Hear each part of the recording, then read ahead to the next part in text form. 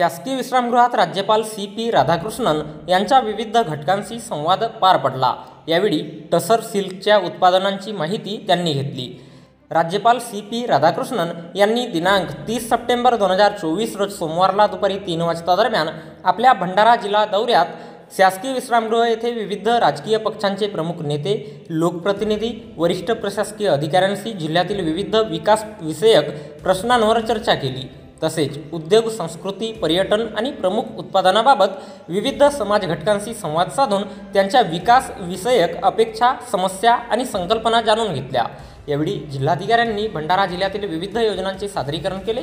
या बैठकीला प्रशासनातील वरिष्ठ अधिकारी उपस्थित होते।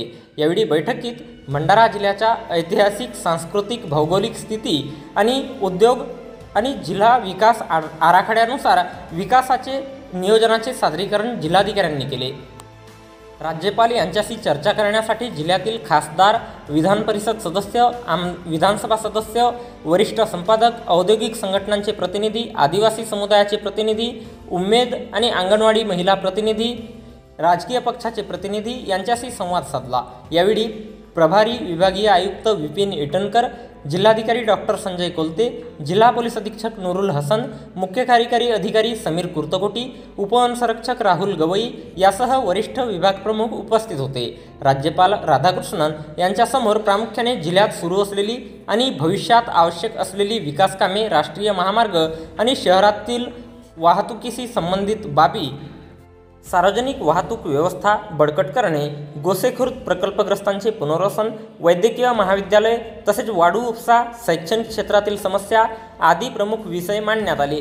तसेच उद्योग विकासासाठी पायाभूत सुविधांचा विकास, उद्योगांच्या समस्या, पर्यटन विकासासाठी सुविधांचा विकास, वैनगंगा नदीचे प्रदूषण तसेच लाख आणि सिंगाडा उत्पादन यासारखे विषय मांडण्यात आले। राज्यपाल राधाकृष्णन यांनी सर्व गटांचे म्हणणे ऐकून घेऊन सर्व मागण्या आणि विकास संकल्पनांबाबत लक्ष घालण्याबाबत आश्वस्त केले।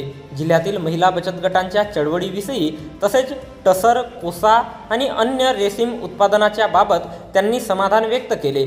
तसेच मन की बात कार्यक्रमात पंतप्रधान नरेंद्र मोदी यांनी महिला बचत गटाचे कौतुक केले। भंडारा जिल्हा नैसर्गिक साधनसंपदेने नटलेला आहे, तरी या नैसर्गिक साधनसंपत्तीवर आधारित सेवा उद्योग क्षेत्राला प्रोत्साहन देण्याची अपेक्षा राज्यपालांनी व्यक्त केली।